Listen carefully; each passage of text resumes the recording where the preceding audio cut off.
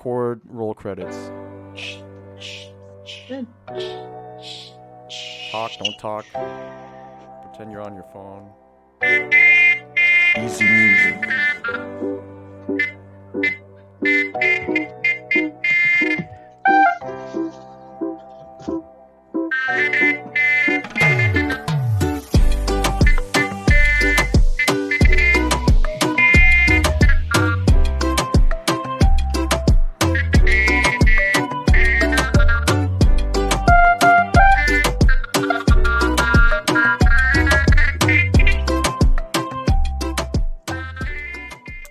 Welcome to the Difference Is You show. We've got Angela and AJ with us today. I was pleasantly surprised by AJ's presence. I just my day's been so long. Haven't been. I had back-to-back podcast recordings, so I had just sent Angela the link, and all of a sudden AJ pops up, and I have no idea what's going on. And nobody told me what was going on, and I wasn't really even sure. I was like, okay. That doesn't look like an Angela. That's not the Asian girl that was chatting with me earlier. So bring me up to speed. You guys introduce the audience knows who I am already. So you guys take turns introducing yourselves.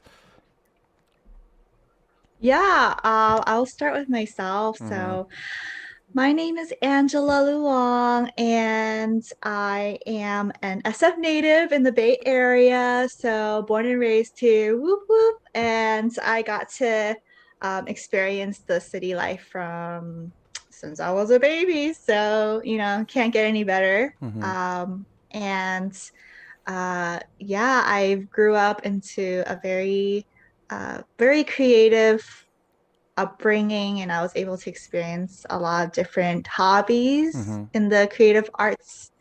And I like to sing. I started singing at 6 and then dancing in high school. So, it's all about art for me. Okay. And that's what I usually like to do. And then now, college comes around, and I saw myself, wanting to help people. And so I figured maybe I can go to medical school and help people after getting a license, go through all that pain to just eventually help the society.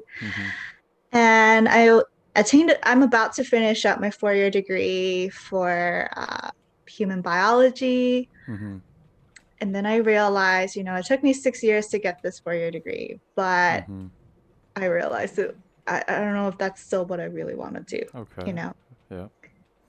And so I guess I'm kind of in the process to really go after my passions, which is more on the creative side.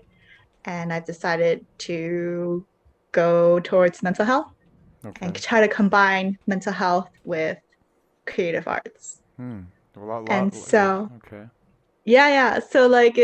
it's pretty good. I started it in the summer and created a passion project out of that, and it's been going well. That's how I met AJ. Okay. He's one of the illustrators, and he's very passionate. You can tell his everything he does for the passion project is.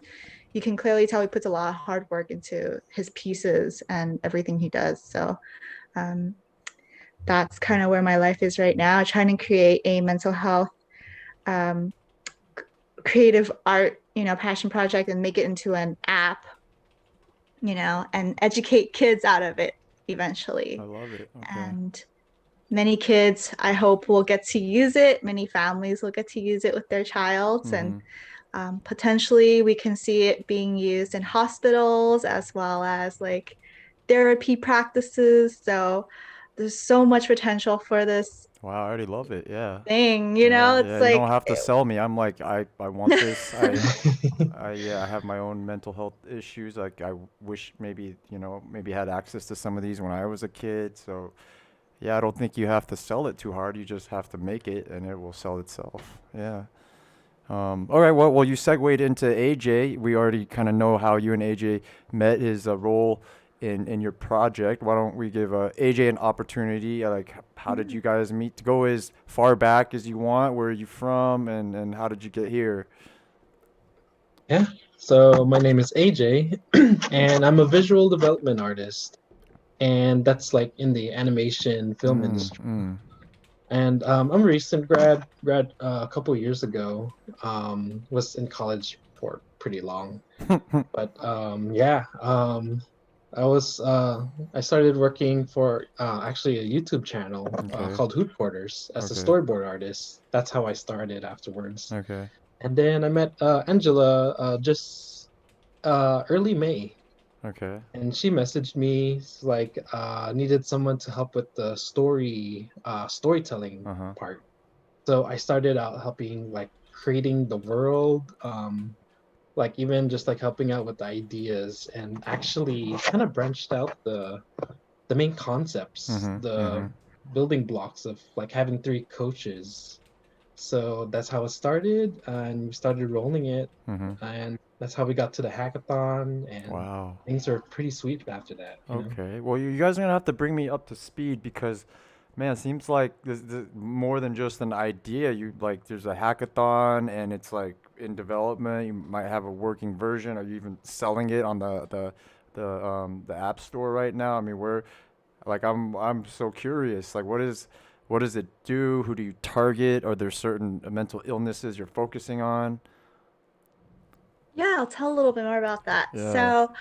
It started in June, and it was originally just for a 2 week hackathon or coding project. Mm-hmm. And, we were literally the underdogs because everybody on that hackathon were like MDs and Mm-hmm. doctorates. They had Mm-hmm. all these licenses, and here we are. We're like the college kids who Mm-hmm. have like Mm-hmm. not even a barely like a 4 year degree, Mm-hmm. bachelor's, and we're running up against them. So the competition was very high, but we just decided to do our best out of this, passion project idea. And um, I guess I think the animation and art and the designing really sold it to Mm. the people. And, Wow. we did a lot of extensive researching too to combine it along with the designing and the art and the coding together. So it made it really well and very like a whole product with multiple Mm. ideas. Wow. Um, and so that's how we ended up getting uh, second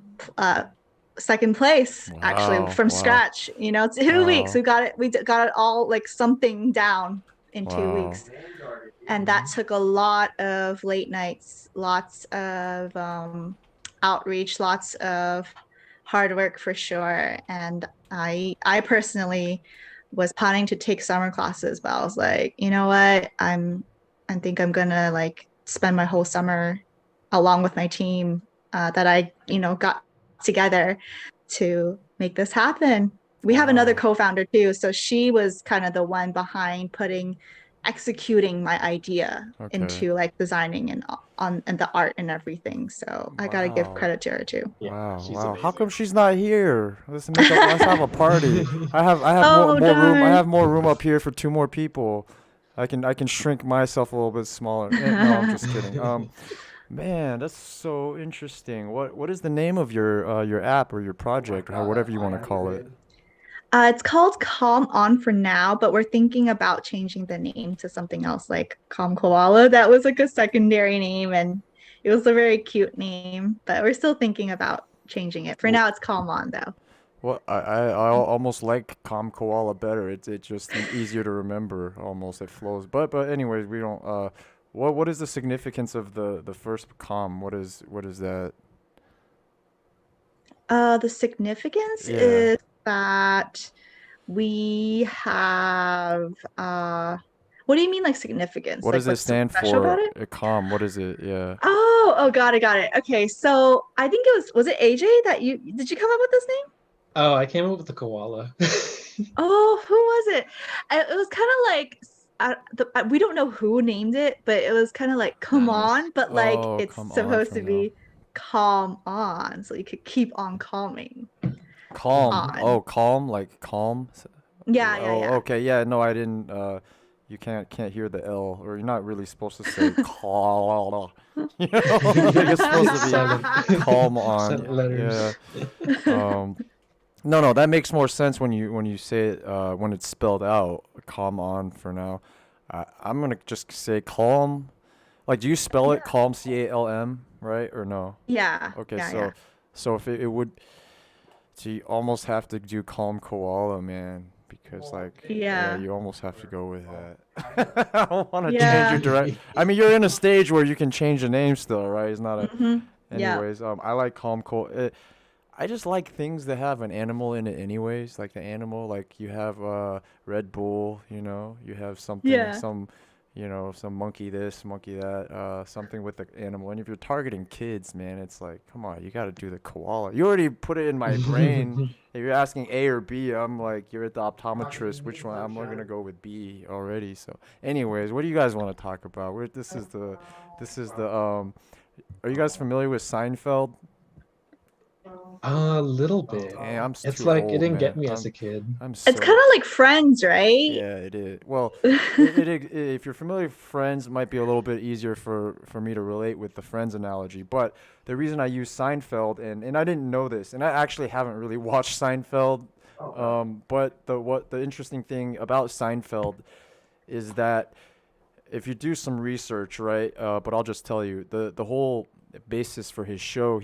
He called it a show about nothing, and I kind of wanted to steal that philosophy. Is that my show is a show about nothing, or a show about everything, but by not having like a plan, or really it could just be about anything. I could bring any guest that I want. We can talk about anything. Don't have an agenda. I'm not trying to be political. We can be political if that's what you want to talk about. You want to talk about your app all day long, that's what we'll do. You know what I'm saying? Yeah, what part of your app do you want to talk about? I have so many questions. I have mental health issues myself, so it's like a very interesting topic for me. Yeah. So the idea when I decided to create the app, and this passion project, it's really more like me looking back into my experiences as a younger person, as a kid. And, it's just that I never really knew what mental health was Mm-hmm. until my mid 20s. And I felt like if there were, and even just in general, I feel like the Asian community is just really lacking that Mm-hmm. mental health aspect. Like it's affected even to some of the friends that are in their 20s that, clearly, they don't know how to deal with their mental health issues as much. Mm-hmm. Um, and sometimes it does come across with people's interactions as a consequence in a good way and a bad way. Mm-hmm. So I feel like it's good to create tools like these to help the younger kids. Like the more younger you know about this, the better you can adapt to like life situations as you're growing up. And I feel like when I was a kid, I was just going through so much stress and lots of emotional things were happening, to me. And it's just like your normal daily life. I feel like the social pressures that I deal with, but Mm-hmm. I can't imagine like people who go through like financial and other issues that affect their home environment, for example. Mm-hmm.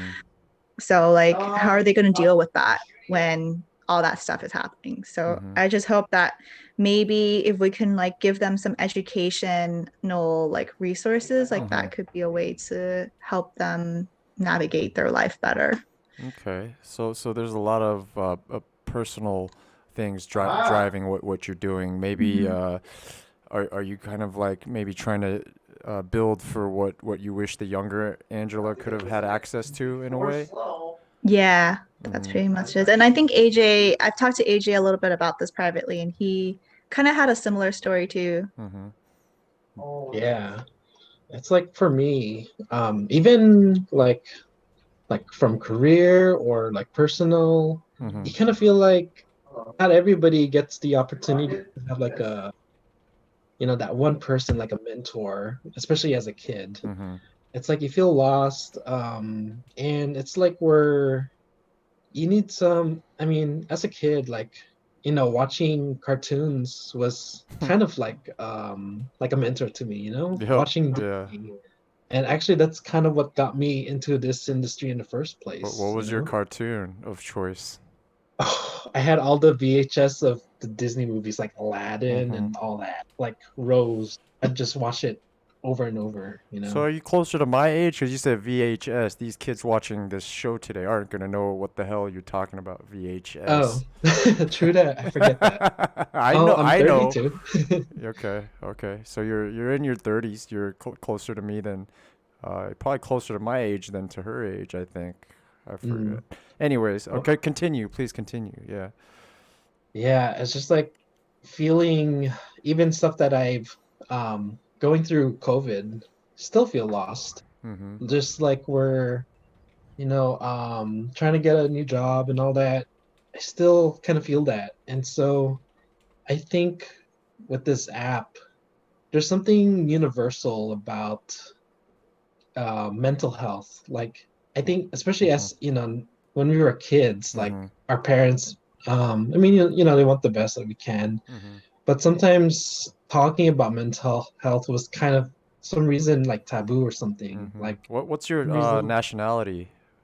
I'm Filipino. Philippines. So we're all Asian here, right? So it's just not a thing. Like Angela already mentioned that it's just really like our Asian parents are just like we're good. There's no such thing as like depression. Get over it, you know? Yeah, Yeah. even with disability, because I have ADD, and it's like when we try to. I didn't learn I had it till I was in college.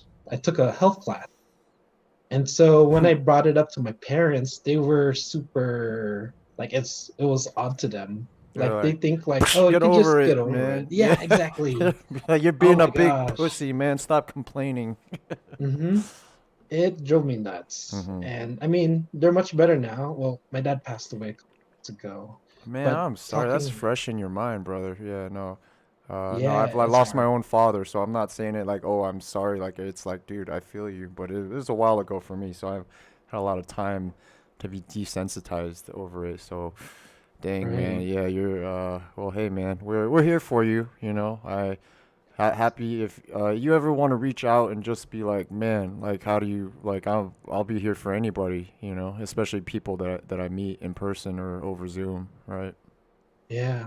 It is quite a lot of I don't even know how to describe it. Yeah, it's I don't know how you deal with things like that. Is that the first kind of major death in your life that you've experienced?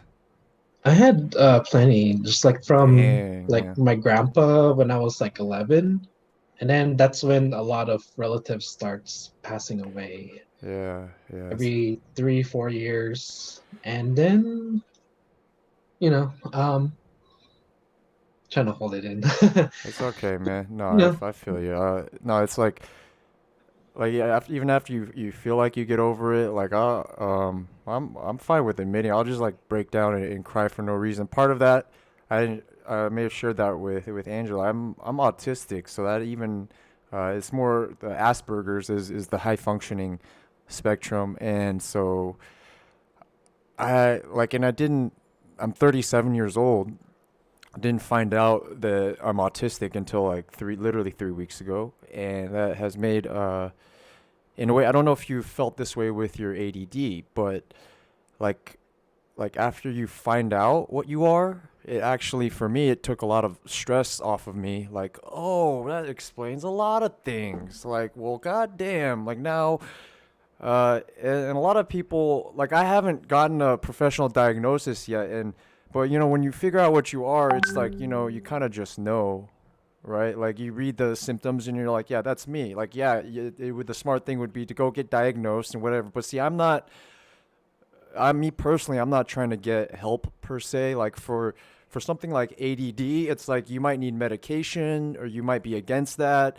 I'm not gonna sit here and tell people what they should or shouldn't do. I'll just explain me personally. I'm very much against drugs, right? But I'll smoke weed all day long because whatever. But I for personal reasons, I quit cold turkey for about I don't know 3 months now. Before that, I was like pothead for 10 years. Like Like, even when I'm like sleeping, I'll wake up in the middle of the night, take a hit, and then go back. Like I literally for 10 years, I was high, but I tend to go around and go on tangents. But back to the point, right? Like I'm autistic, and so the way that I experience emotions in life is like, and I don't know how normal people experience emotions, but for me, a lot of things make sense. Like, so my father passed away when I was 23 years old. This was in 2006. And the day that he passed away, like he had heart disease, so it wasn't just like he got hit by a bus. It was like, well, he got sick, slow deterioration, and then so it was like I knew like he was like the day he died, we knew he was gonna die. He was like, in the so it wasn't like a big surprise, right? But so when he died and then his heart stopped beating, it's like I didn't cry, right? It was like I knew like what I was supposed to feel, and then and I literally did not even cry until 3 years later in 2009. Just taking a shower one day, and then like I started crying over it, and then what I feel like happened was like I had like bottled it up. I wasn't in denial. In a way I was in denial, like not in that like I thought he was still alive, but kind of sort of like I just didn't deal with it, and so that being said, everyone has their own way of dealing with things, but me, I have like, as an autistic person, you have a weird way of dealing with things that normal people won't really understand. And so, but I will say that like, and then this doesn't make you feel any better now, but like time desensitizes you from everything, like a bad breakup with a significant other, someone dies, and even though like time makes it easier to deal with in the sense that like the pain is not there exactly, but for things like this is like there's the deep pain that will always be there, like the breakup like with a boyfriend or girlfriend, that actually kind of like just gets better over time. But when meaningful people pass away, that is something that like a pain that never goes away. But at the end of the day, it's like we're all gonna die, and things I've thought about. So it just things you got to deal with in life. Some people die sooner than later, but it happens. And what I have pulled away from this though is that tragedies, right? You literally only have two ways to go. You can fall into an avalanche of depression that you never come out of, or you can become a stronger person. Like I generally think that because of the hardships and the tragedies that I've experienced, it's like you can feel sorry about things in yourself for the rest of your life, or you become a hardened person. And the thing with me that I've had to really struggle with is just not become like a unfeeling asshole, because you can be like, well, like, damn, I've experienced so much worse. And what that does is like I don't feel sorry for anybody. Like when someone's like, "Oh my God, my I got a scratch on my Lamborghini," I'm like, "Well, like my dad died, man. Like fuck you." And so you still have to uh, be able to empathize with people where they're at in their life. Like if someone's like, "Oh, I had a breakup," I'm like, "Well, your dad didn't die, so fuck you."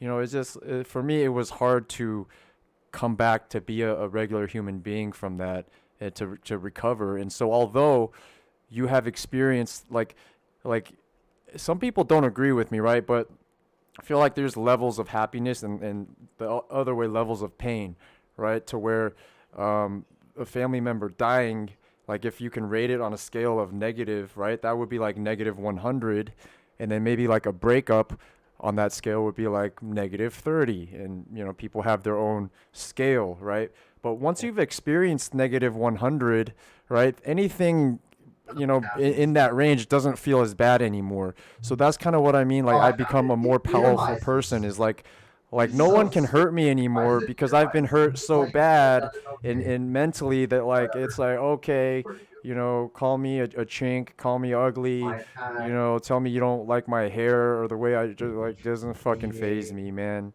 because I've hurt so bad, like you can't hurt me anymore. So that's kind of what I mean by like you become a more powerful person, a stronger person, but you have to be careful not to become a total asshole, and you still have to be able to sympathize with the little boy that drops his ice cream cone. Be like, oh, it's okay, man. You're gonna whatever. You tend to get really asshole sometimes, and some of it is because I'm autistic. It's hard for me to empathize with people on things, but yeah. So that's my story in a nutshell, man.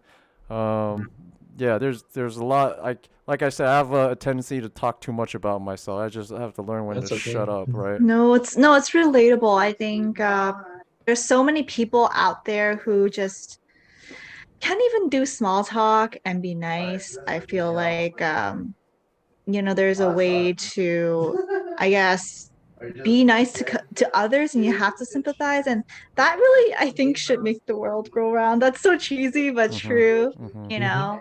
Um, because if everyone's gone through stuff, everyone's gone through different kinds of things. But if we don't sympathize, then no one, it's not there's no such thing as humanity. You know what I'm Mhm. saying? Everyone's Mhm. just selfish, you Well, know. I mean, the sad thing is that is kind of the generalization. That's how the world works. It's a bunch of selfish people doing things, and there's not a lot of you out there. Not a lot of people trying to build a product that does that. A lot of people just trying to really just make money and not really trying to help. You know, they might say they're solving a problem, but they just want to solve their own bank account problem. You know, so that's the sad thing is that really is how the world, like, we can talk all day about how the world should be, but it's not that way. You know, we do our part. We can't save everybody. We can try, but like, what are we supposed to do? You know, what do we do? Just gotta take it one step at a time. Mhm. Sometimes it's too much, you know. It's a huge world, but I think if you take it, it's kind of like that quote in that movie Justice League, but that quote that Batman tells the Flash, like, just save one person, you know, right? Same thing right here. Hmm. That's I all it takes, you know, Man, just that one means a thing, lot. one That person. means a lot, but I haven't seen that movie yet. But I immediately like just get it. I might watch the movie just so I can see that scene. Oh, gotta get the Snyder cut though. Yeah. That's the director's actual vision, you know. Uh huh.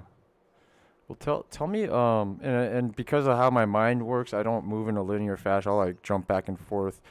Tell me about the app, what it does exactly, who you're trying to target, because I'm very curious about that. Yeah, we're trying to help out children from 6 through 11. Okay. We're trying to educate them. And we're trying to, in the app, by the end of it, we're hoping that they know how to make rational decisions. And instead of being super emotional and very like stressed out or very angry about what they're going through, they can actually try to uh, create like a mental habit over time to know how to make those decisions. Damn, You you have know, a app that can do that. I don't even know how to make rational decisions. Okay, so maybe I mean I'm a kid at heart. I don't think I ever grew up. So I think I need your app, Angela. Can I we download it? don't know. Well, we haven't launched it out yet. We're hoping that it gets launched in 2 to 3 months from now. Uh huh. So we don't know if it works, but we've been trying to get some children to test it out once in a while just to like volunteer their time and then see if they like it. But so far they like it. We just don't know if it's effective like in a way that we've planned Yeah, to. I mean, a lot of these things are like long-term thing. You're not just gonna all of a sudden Mhm. overnight become like emotionally adept, you know. So it's a hard thing to really measure unless you have like a long-term study. Sometimes you might just have to be like launch it and then fix things as you go, which is not a bad strategy because nothing's ever perfect. Everything is just iterations that make it better. What are there certain disorders that you're targeting? We're not specific on certain disorders. Mm-hmm. We just try to be very generalized because Mm-hmm. we don't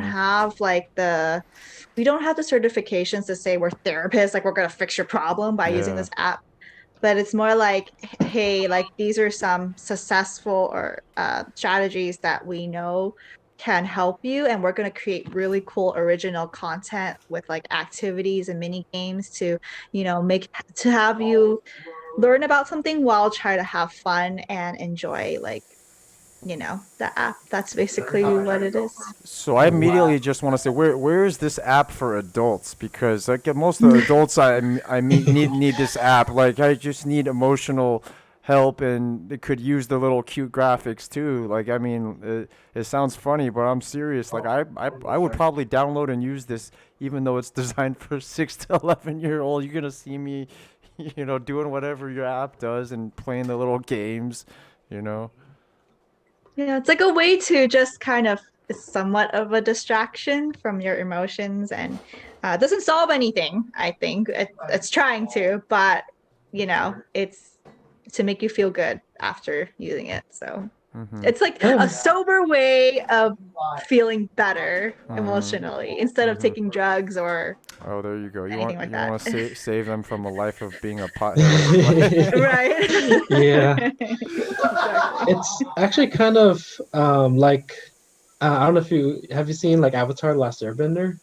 The Last Airbender. Is that the Yeah, one on Netflix or the animated one. animated? No, I have not. Yeah, it's just like we're even though it's aimed for kids, Hmm. I feel like our app, I wouldn't be surprised. Like it can probably appeal to all ages, you know?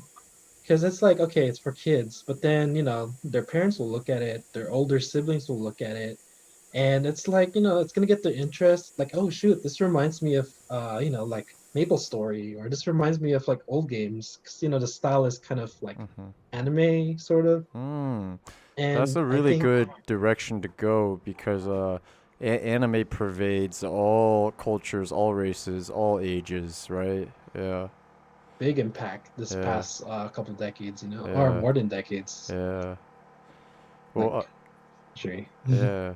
Can you give me an idea? Let's go specific here. What is like one game or what is one thing you could say, okay, well, this is how we're tackling this with this specific game? Give me like a kind of a concrete way to like look at just one aspect of what your app would be doing. AJ, do you think you know a game that's similar to us? It's a lot like different things Yeah, going on, so yeah, it's really yeah. Yeah, hard to explain. so there's a breathing exercise that we have, I need and that. I need that. yeah, Yes. especially for me where I mean I look it, I look nice, but I'm kind of a hothead, and I feel like that's something that I could use because sometimes I really have a Hmm. short temper, and sometimes you just want to whip it out from your phone and just be like, okay, I need to take this I time to actually do. Okay. I mean, I have outbursts because of my autism, and it's a thing that has even gotten me fired from jobs like multiple times. It's funny because most people haven't even had multiple jobs. I've been fired from jobs multiple times. Imagine how many jobs you have to say, well, I've gotten fired from jobs because of outbursts multiple times. And most people, like, I've only had a job, 2 jobs in my life. You haven't really even had a chance to have a job. You're about to graduate. I mean, you may have, but like a career type job, right? Like, I Mhm. give you examples. Like one example was maybe one of the very first times I got fired in 2010, and it's funny to be able to say the very first time. Like there's more times you got fired. Like I mean, and the reason stated was hostile and aggressive behavior, and I was almost proud of it. I'm like, yes, but like the actual like thing was like it, like okay, man, and it's really I know you guys don't really understand autism, and before I figured out I had it, I didn't know what the fuck autism was. I've seen Rain Man, and I've seen The Good Doctor on TV, so I've seen how they want to portray it, like people that are somewhat even fucking retarded but that have some special ability in certain areas. And so the whole portrayal on media is very and I don't expect them to, because you have to entertain. So it's like I get it, and a lot of autistic people are like that. But the fact that it's on a spectrum, it's impossible. It's impossible to portray it. So I actually don't mind that they exaggerate things for entertainment. I actually really like The Good Doctor in that before I even found out I was autistic, I'm like, that's a cool show. Like, and I even knew that's probably not how autistic people are, and some people might like it, some people might hate it. Um, yeah, I don't even. I end up talking. I don't even know what I'm talking about anymore. I tend to Basically, you're ramble saying on. that basically you're saying that like sometimes the portrayal in media is like totally different compared to what people really deal with Yeah. in real life. It could be very severe, you know? Yeah, and I had a point, and I am talking so much I forget what kind of point I'm trying to make. So, um, anyways, let's because I have the free version. I'm gonna have to send you guys another link because they timed me out on this new version of Zoom. So Yeah. yeah, if you I don't, actually have a premium due to my school account. oh my So God, if any, we should have just had you. I'll just have to resend them this link. This is this because I actually don't want to end this.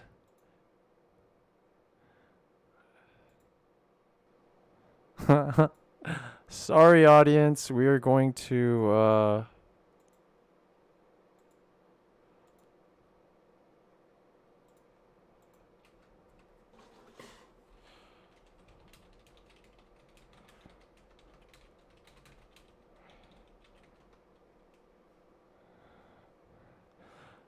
Well, guys, sorry for this. Yeah, you're just gonna have to sit through this part until I get my audience back on. That's pretty cool. I'll just talk to myself. So, Omar, how do you feel about the current election results with Donald Trump not giving up the presidency? Well, Omar, I'm glad you asked me that because I have a lot of thoughts on that. I think Donald Trump is first of all a sore loser, and I'm not alone in that thought. Second of all, I think Donald Trump has a lot of good ideas. I can't really name any of them, but he's a sore loser and he's a narcissist, okay? Like who imagine if Donald Trump was running a race against Usain Bolt and he lost because Usain Bolt is the fastest man on earth. Well, then Donald Trump would start making excuses and saying, "Well, no, I actually won and all of you have a bad vision." Okay, it may have looked like he won the race and then I actually won. That's kind of sounds like the argument he's making right now. Am I right or am I wrong? Well, that's an interesting point that you make, Omar. And well, how about this? What if you were Biden? How would you handle this situation? Well, if I was Biden, it puts me in a bind because, well, I'm supposed to be president in a few months, whenever that, or 2 months away, that inauguration. What is it, in January? We got Angela back, all right. And Angela's coming into the room. I think they should share the presidency. That's what I think should happen. Donald Trump and okay, there we go. Is AJ coming back?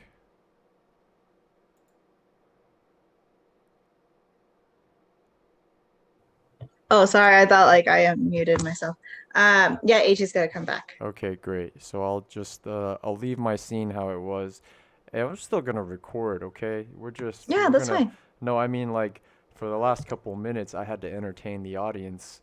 So like you know what? I'm lazy and I do not feel like editing an hour long even if it's a Yeah. simple cut and I have to put to one theme that pervades my life is just simple laziness. Okay. Oh, here he's coming back. I can't admit him in the room.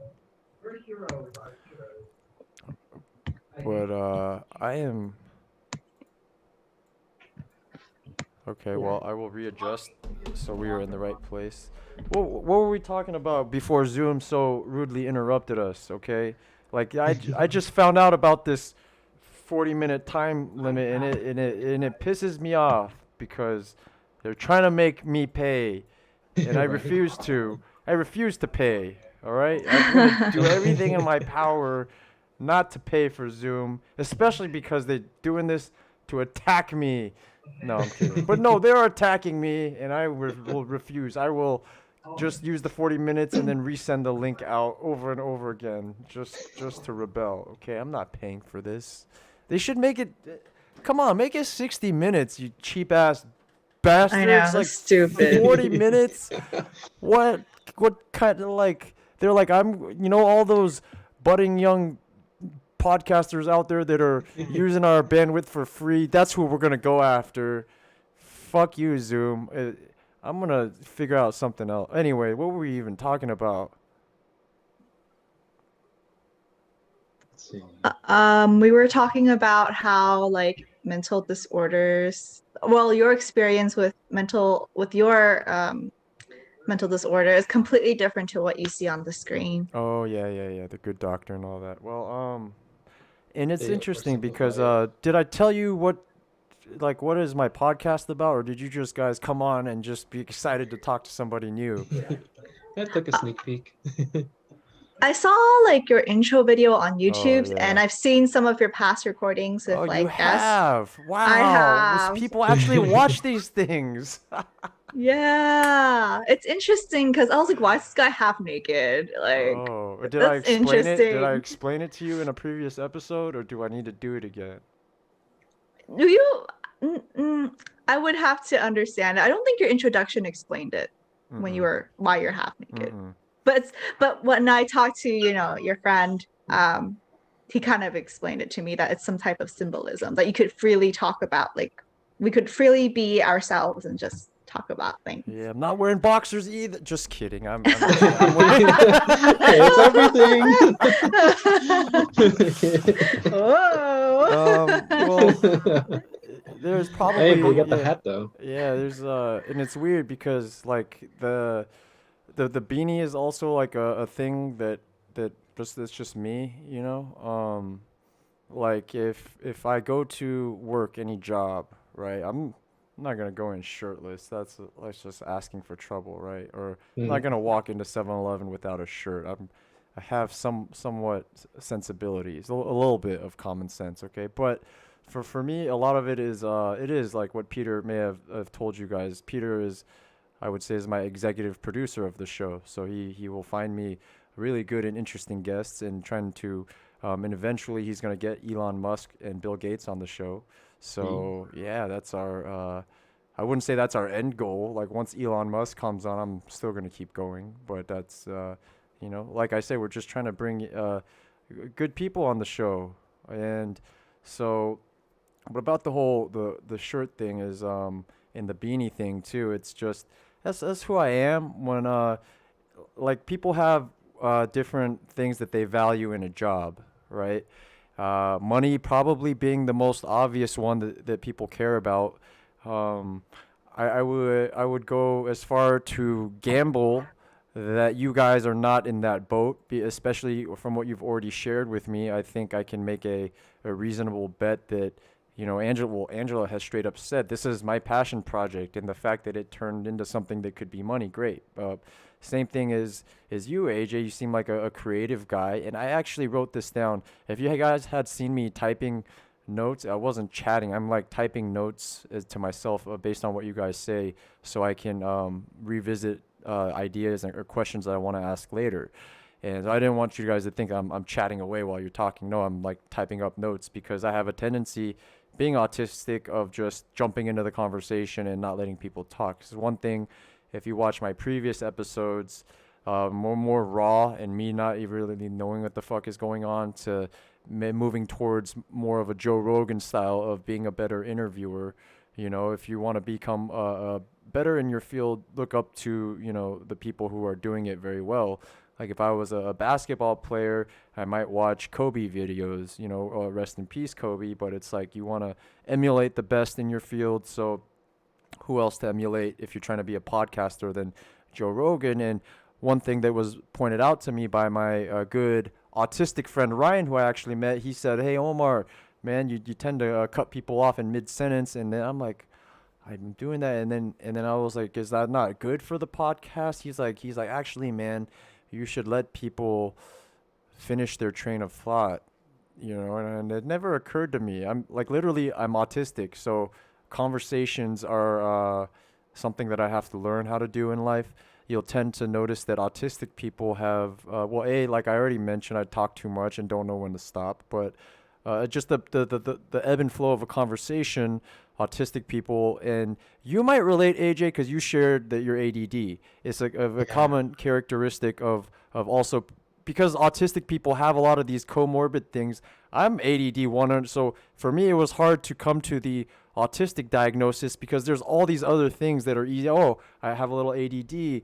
I'm very obviously bipolar because my moods, and I for a long time I thought that explained it all, but really autism explains 99% of it, and I'm still bipolar.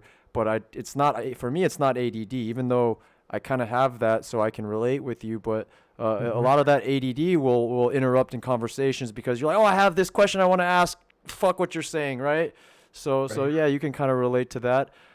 So just but one the big thing is once you become self-aware of what you are, like we kind of touched on that earlier, is I don't know if you found the same thing when you were reading the book and you found out that you have attention issues. That actually empowers you in a way because then you accept what you are, you recognize a certain weakness, and you may Mhm. even recognize and discover some strengths that you have. Okay, so it goes a little bit both ways, right? Definitely. Actually, see, that's the thing I really liked about college was Mm-hmm. just it opened up a lot of doors. And even to a point where even when I took a life coach, hired a life coach last year, Mm-hmm. it opens up more transparency in your life Mm-hmm. to, for the betterment of your your mental health, your everything, And I think I kind of got lost too, but I think There's what the I wanted ADD to, in all of us. yeah, I'm not the only one that it's like goes on there's a lot of tangents. stuff in there, it just Yeah. bursts all these ideas. Mm-hmm. Yeah. No, Yeah, me and AJ, we always have ID. I'm sorry for cutting you. See, it's okay. I don't know. I have Ideas. ADD. See, like, I never tried diagnosing myself, and I'm just like, I've been told that I cut off people mid-sentence because I always have like ideas that happen over and over again. And Hmm. it's like if I don't say it, I might forget what I'm gonna say. Exactly. That's why Same. you gotta take notes. Yeah, I'm I'm gonna gonna do do that for now. that. Write the notes. Yeah. But I had written something down, AJ, that yeah, I have no ability to go linear in a conversation. I'll like, oh, just he said this a long time ago, and I wanted to touch on it. Is you called yourself a visual development artist. I think that's beautiful. I've never heard it put that way. It's like one of the best ways I've ever seen that put. I don't know if that is like a term in your industry that's used, but it's like it Yeah. captures what you do so much better than just say, "Oh, I'm a designer" or "I'm a graphic artist." I like that because it really shows how you can capture a character, also be involved with just the whole business end of it, and Hmm. how that character fits in. And it's not just, "Oh, I make things pretty and I color in the lines," you know? Yeah. Actually, it was a term that I learned from one of my close friends Mhm. from high school. And it was early on, like for job applying, and when you put on your resume, put visual development artist. Mhm. And I go, I never heard that. And when I looked it up, it's actually a title in my industry. Wow. Yeah, I did. Because It's new to me. there's concept Yeah. art, it's like a branch. Mhm. Because there's different divisions for the visual development artists. Okay. You have character designing, Mhm. character, you have environment, you have Mm. all these things. But to kind of put them all together, they just put in VDA, visual development Mhm. artist. And okay, I think that's a good one. Because being a concept artist only describes for like, the early process. Mhm. But then you could be a person who's doing all the rendering, Mm. you know. I think it's a really it's a good term.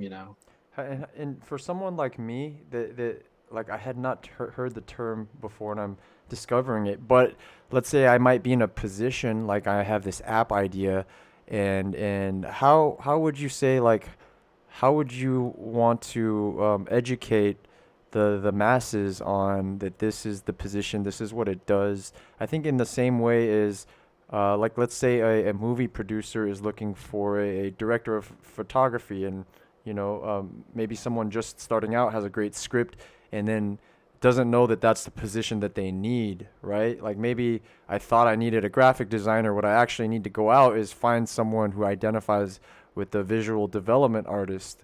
So is there even an issue of bringing that term into to greater awareness? Yeah, because especially for like let's say hiring freelancers like Yeah. me, it can be hard for especially non-artist people. Mhm. Like sometimes it's easy, they just go, "Oh, we need a graphic design." You know, like what you Yeah. said, like sometimes we need a graphic designer, but in reality, inside their mind, they're thinking animation Yeah. because Yeah. they think graphic and terminology can be it's like if you're not in that field, it's kind of hard. But I think just talking, talking about it more, like, in the podcast, for example, like Mhm. this, just bringing it out there and having it more normalized can really help other people Mhm. because Mhm. then it becomes more mainstream. It gets used more. And I think what really helped a lot, especially in this last couple decades, is, especially for me, just these behind the scenes. Mhm. And that's how I learned some terms, especially when you got like Disney Plus. They have documentaries out there, like behind the scenes about the industry from The Mm. Mandalorian. Mm. And I think having those not only can spark interest for younger people, but also for people who are, okay, it's not my industry, but Mm. it gets them knowing the terminologies. So I'm very curious now because I wouldn't know to search for a VDA before knowing you. What for anyone that might be in a position of a founder like Angela, right? Actually, let me ask you while we're on that topic, Angela, how did you find AJ and were you looking for a VDA or were you in some graphics forum and you ran into him by luck or were you actually actively trying to headhunt for the specific position? Yeah, basically, I went on LinkedIn and I just typed storyteller Okay. and illustration, and that's where AJ popped up. And Wow. I added him on Facebook, and I'm like, "Hey, AJ, I have this awesome project." And now we've made it transformed into reality, and now we've made some crazy close personal relationships Mhm. that Mhm. are, just very valuable, Mhm. especially during this time. Wow. Hmm. Wow. Like wonderful friends. Wow. And we even That's have like a end of the year game night kind of thing. Yeah, our wow. monthly end of the month, and we even met up in A person month with like other people. So it's How pretty far away do you guys? So you're in San Francisco, Angela, and then mhm, AJ, you're where? next door, Daly Oh, City. okay. Okay. really close. So it's easy for you guys to meet up, right? Okay. Mhm. That's Hmm. awesome. Well, you mentioned two things. So you weren't even looking for a VDA. You were in LinkedIn. You searched for storyteller and illustration or illustrator.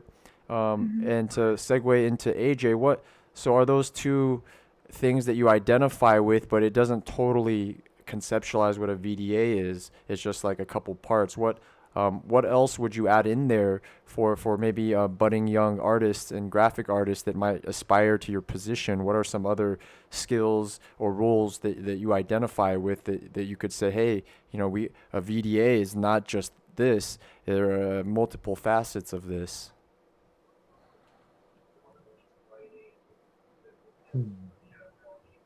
I think. Or we could say, if that's too general of a question, what are the hard skills that you would say you need to learn? Not like if you just know Photoshop, you're not just all of a sudden gonna become the VDA, right? You Hmm. like storytelling. I mean, like storytelling, you might not have to be a good writer. You might just be able to like come up with a story. You know what I'm saying? So what are Yeah. some hard skills that you could say? Well, you need these skills but you don't necessarily need all of them. I think it's really important to establish the foundation. Mhm. And I know it's kind of cliche, especially in high school. Like, Mhm. some people would take art class in high Mhm. school or middle school, Mhm. and they get that part like where they want to draw anime, they want to draw already in the industry, cartoons, but you got the teachers like frown. I mean, which can be pretty bad too. Mhm. And I was that kid.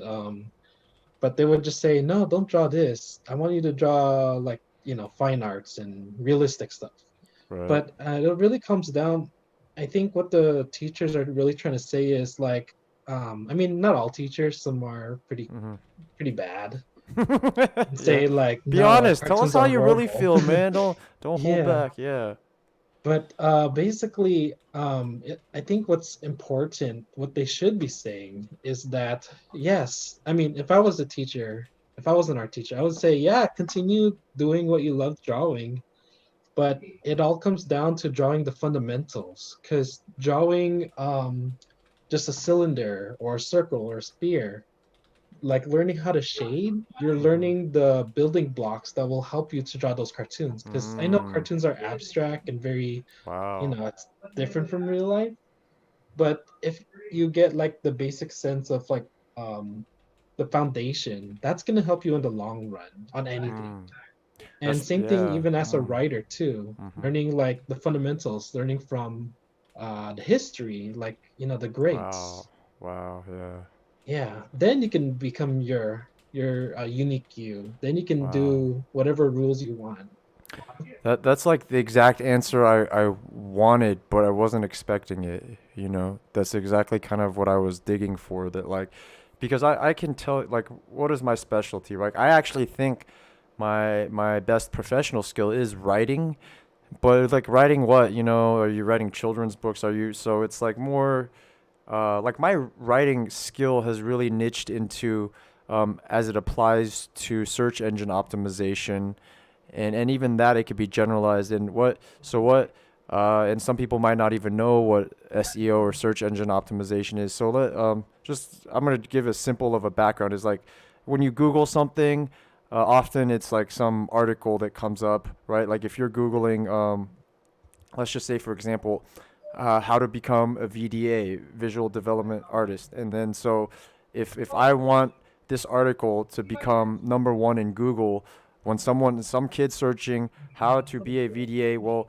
the title of that article I will literally say how to become a visual development artist, and maybe do some clickbaity thing like 10 quickest ways to become a VDA, right?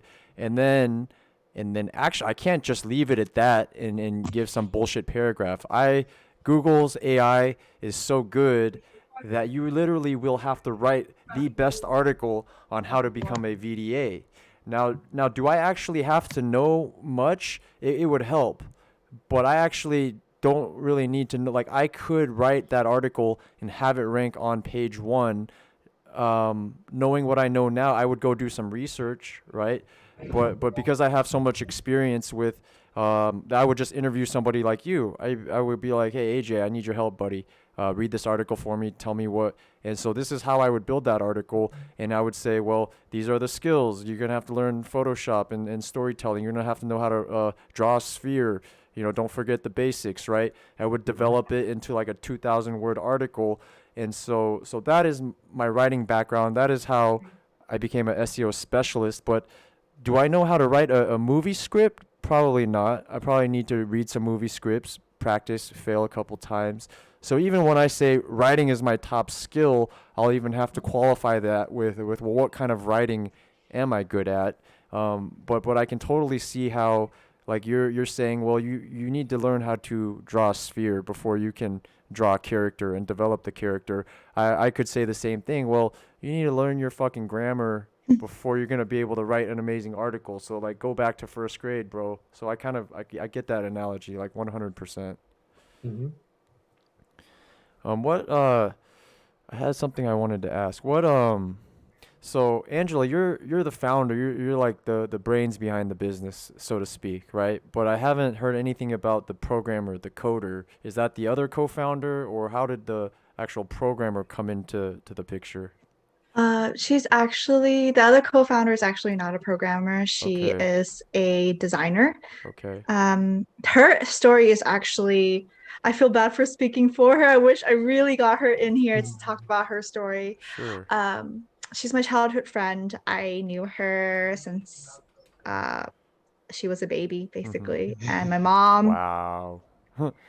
my mom knew her mom, and they were Oh best friends wow. in China before they immigrated What? together. Yeah, so they have a back, like way back kind of Friendception, friendship. man. That's like a Yeah. soul relationship right there. Yeah. Yeah. And, so they lived in all kinds of, yeah. My mom we just kind of like, me and my co-founder Farah, we celebrated holidays together even before this whole passion project started. Like we have like a sistery kind of bond, and Mm-hmm. sometimes we like to call each other cousins. So we're pretty close.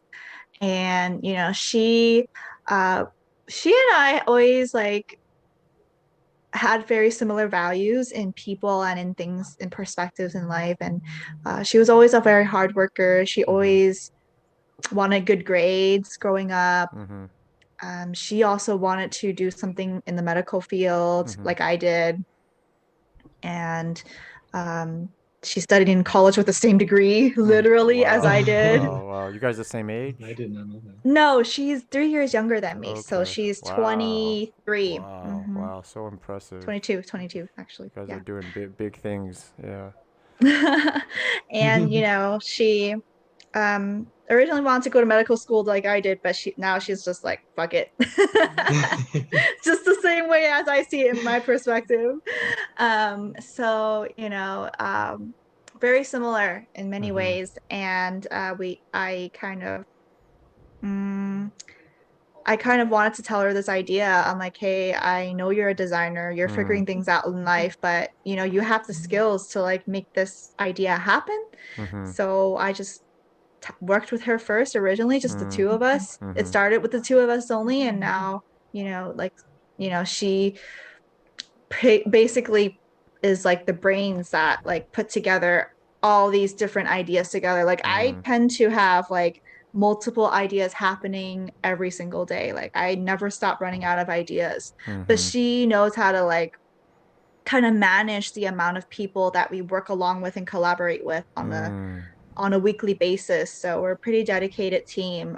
We try to she tries to make sure that everything from each department is like gonna be put together like a present, like Mm-hmm. everything's gonna work out. Mm-hmm. But we all have different talents and backgrounds and even different countries and locations. So like, What?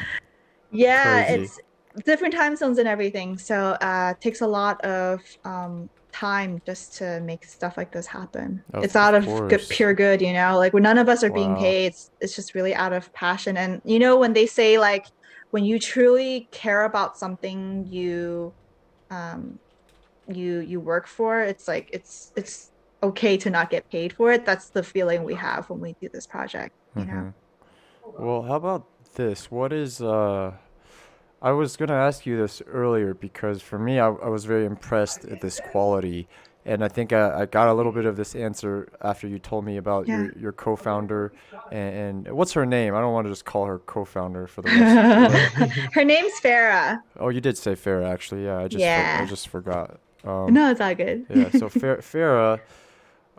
Now I kind of get the bigger picture in that like how does this team come together and the quality that I was mentioning that I'm very impressed with is and I don't know if this is you or Farah or everybody, but it's got to come from the founders. Your ability to team build. Where did that ability come from? Because it's not natural for like just the Asian person to automatically have emotional intelligence or to learn these are things, advanced concepts that you learn in business school or just by failing a lot. And then you might think that you're old, but from my perspective, you're very Very young. young. Young. If some 80-year-old man's gonna look at all of us and call us babies, so I feel like you learned some very advanced concepts at a very young. Especially what I was admiring is the team building concept to know that you need the different pieces and this and that to make it happen. Where did you get that gift? I know you've mentioned that Farah is kind of integral in managing the team, but where did you learn how to put a team together and know that certain roles need to be in place for a successful project to happen? Honestly, all of this passion project from the very beginning was kind of do as we go, kind of. Mm-hmm. But for me, emotional intelligence and being able to work along with people is a skill that you have to have through, like you said, empathy. Mm-hmm. You start with empathy and you want to be open-minded. Those are personal skills that you gotta have while talking to people of all different backgrounds. Mm-hmm. Mm-hmm. For example, like even in school, like you see people, you always have these like really stupid group projects. You're like, oh my God, why do I have to work with these people? Like some of these people are so lazy. And it's like this, that's where I think most people can start in school, can start gaining those skills of like Mm-hmm. working along with people of different backgrounds. Um, but it takes a lot of patience Mm-hmm. and wanting to, I guess for me, I did sales. That's how I There kind we of go. had, yeah, that's how I started wanting to develop personal connections with my customers. And, that was a way to get us to, eventually buy our products, Yeah. Yeah. That's how it works in the sales world. You got to understand what the customer needs and what they Mm-hmm. want. And in order to do that, you need to have that personal connection. You want to genuinely understand, who are they? Yeah. What do they want? And you'll still need this kind of skill through social networking, through like talking to anybody in your business and just people in life. Like Yeah. obviously, like you ask the same questions to people you date and friends you want to get to know, Mm-hmm. like you know. So I think on top of that, I was just very fortunate to be raised in an environment where I didn't have to, I guess, have a early distrust in people Mm-hmm. because some people in this world, like you would hear things like, "Oh, don't trust strangers so easily," Yeah. or Yeah. um, "Don't, don't." Everyone's very selfish, and like Yeah. people have their own reasons to manipulate you and get you to do things. You would hear this all the time, and I would hear like family members would like, you know, just because of money, they would betray their own family Mm-hmm. members and like steal from them. So, You heard these stories in your own family, or like from anecdotes from friends, or when did those lessons start getting um, exposed to you? I would say in high school, Mm-hmm. but not in a very early age. Early age wise, I didn't really experience much, but I did deal with bullying Mm. just a little bit, and I dealt Mm-hmm. with self-image issues. Mm-hmm. And that was, I think, honestly, in my childhood, the only thing that made me feel like, like I wish there were someone like an older sibling that can help me guide through my life and Mm-hmm. make me feel like this world is worth living. And, there was a time where, it was pretty hard as a Mm-hmm. young kid. And Mm-hmm. I even thought about wanting to like hurt myself, harm Mm. myself, and Mm-hmm. like end my life from there. But, Mm. I think I wanted to take care of my own mental and physical health in high Mm-hmm. school. Mm-hmm. And I also made a lot of friends throughout the way. And I think when I started just made more and more social connections Mm-hmm. outside of my home environment, it allowed me to learn about people of different backgrounds, all different ages and ethnicities. Like there's this really funny story. I think a really good one is that I've experienced there's a classmate, right? She's Mexican and Mm-hmm. um, she is just very, very blunt and like she's a different opposite personality of mine. And if we were to be coworkers, it Mm-hmm. would be, I would think in the beginning, the impression would be that she would be hard to work with. Mm-hmm. But as soon as I got to know her outside of class, like she is, the first thing she tells me is, "Hey, do you want to smoke with me?" I'm like, I haven't smoked before, but why not?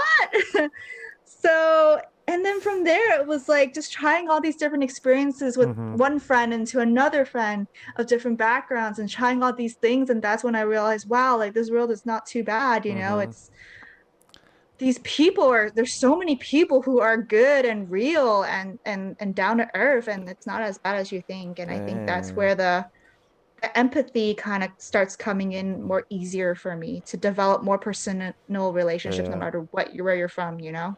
Sounds like this Mexican girl kind of saved your life in a way.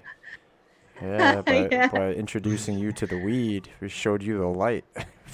Yeah. Kind of. What? So yeah, so you had talked about your childhood and being able to be creative and explore the artsy side. Now that does not Yeah. sound like a traditional Asian upbringing. How were your parents the same or different from what we would consider traditional Asian upbringing? In that, like, I don't feel like your average Asian parents would let the kid explore their creative side. It's like, do this, play the violin, go to you're doing this, you're gonna play soccer if we want you to play soccer. There's something like that. Yeah, of course. My parents were not the tiger parents typically compared to Mhm. my other friends, but Mhm. they didn't even care about my grades. They kind of did, but they weren't like Wow. gonna ground me. So they're not That's your typical crazy. tiger Yeah. parents for Okay. sure. Yeah. So they kind of gave me some freedom to kind of touch around, Mhm. different things of my hobbies on my own. And I kind of grew up where I could just sing in the shower when I feel like it and dance That's so and awesome. draw. Yeah. It was a free living kind of situation at Mhm. home. Home was pretty home to me, and I was Mhm. very fortunate to Mhm. be Mhm. raised there. So And I and think how that's where it is. and how did the happy little Angela like go from there to like thinking about suicide in high school? Where did like how did that happen? It doesn't like like it's I think it's a touchy subject for a lot of people. Mhm. I actually just had a friend commit suicide a couple months ago, and it just like it caught everyone off guard. So where do things go wrong? For me, I this was not in high school, it was actually elementary school when I was a lot younger. Mhm. Um, I was able to, I mean, friends just kind of my parents kind of gave me the social pressure to make me feel bad about myself at Okay. a very young age, Mhm. you know. Um and so I always thought I was fat and ugly and not and just not perfect already at a young age. Mhm. Um and my friends later on kind of made fun of me too, like who I thought were my friends. Mhm. They they would say, "Oh, like you're so fat. Like you got like it's Wow. like a jealousy kind of thing, but Yeah. also just like people just aren't happy with themselves, I guess, at a young age, Yeah. and they kind of throw it off to other people around them I mean, because it's they won't still, fight yeah, back, you know? it still happens into our adult lives. We got to Yeah. identify these people in our lives that like. I've started using this term energy vampire because I've been like into spiritual stuff, and that the for me it's the easiest way, to just group people into people that are good for you, people that are bad from you, people that suck your energy, right? And then once you put it in terms of energy and energy vampire, it starts becoming easier to identify who. And the sad thing is these can be like your family members and friends and maybe even significant other. But by using the term energy vampire, it's very easy to see who's like sucking you dry. And then on the other side is like who's empowering you and who are you around that like you feel more confident after hanging out with them, and they give you the energy and the confidence to keep going in life.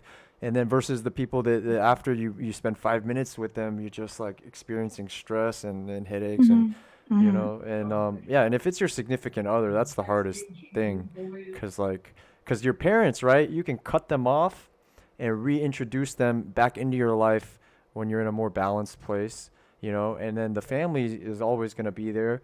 Friends, they're your real friends, can always be there, right? But then the significant other, it's not like you can just be like, okay, we're done, and then come back 6 months and they're going to be there. So that's kind of one of the hardest ones to deal with, and yeah, I've experience with like all these things, so I'm not just talking theory.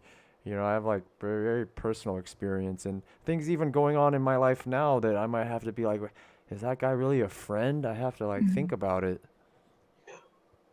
Yeah, it's like you have to, I think something I've been learning in my mid 20s is Mhm. like you will get hurt eventually by your social circle, even like your loved ones, your family members, like maybe even unintentionally, but it's like it's a lot of like groundwork within yourself to create that mental space to say like you got to forgive them even though like they hurt you so much if you want to keep them around. But if you know that they're not worth to keep around, then you got to also create that like space, that mental space, and that verbal like actionable kind of thing where you're saying like, okay, I don't think this person's good for me, I'm gonna have to cut them off. And you know Boundaries, boundaries for sure. Well, what do you have to say about all this, AJ? You've been very good and very quiet about you. You must have something to say about all this. Yeah. Yeah, I mean, that's something that I've been experiencing even up to now. It's Yeah. just like where it can not just only come from like friends, but also with family. And, like what Angela said, sometimes it's unintentional. Like that person can mean good and mean well, but they can still be toxic in your life. And sometimes you just have to really um like set up boundaries and make it clear to that person too, just like, okay, I don't feel comfortable. Communication is key. One of them is just letting them know, like, I don't feel comfortable with you doing this or that. And just that's like one of the first steps. But sometimes there's people out there where they don't really care, and they just, again, like energy vampires because of maybe they're insecure about something about their life.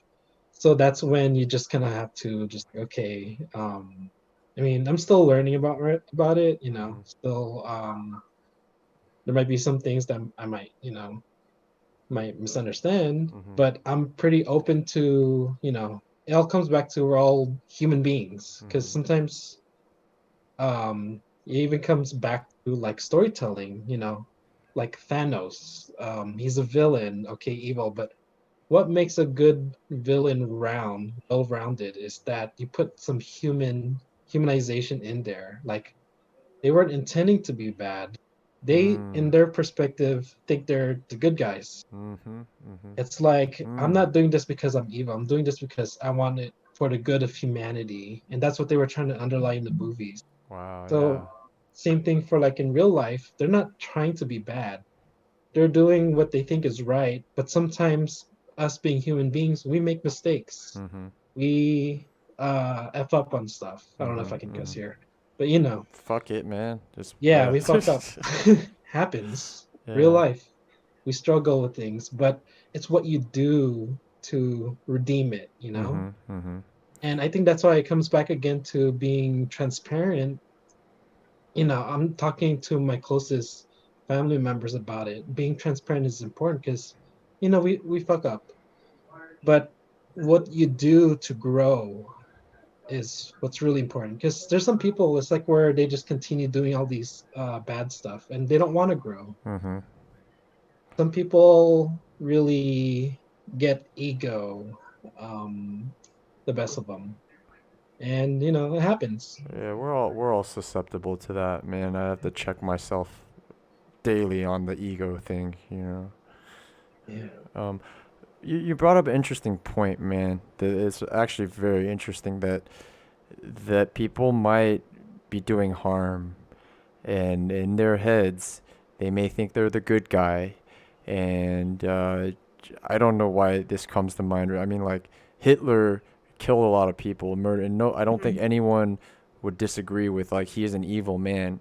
But I tend to think that in his head, he thinks he's doing the world a favor.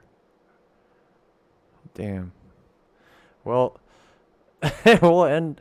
We're gonna have to end the episode with that. I forgot we were running out of time, so we're just gonna have to roll the credits. Oh, if you We ended the episode with Hitler's a good guy. That's kind of I don't even know anymore. Help me come to an understanding of life. If you really, really want to know, click subscribe. If you listener want to know what's going on, click subscribe. Like and subscribe. before I bust into a rap. Cat tap, mat sat, black hat, fat lap. Just click subscribe.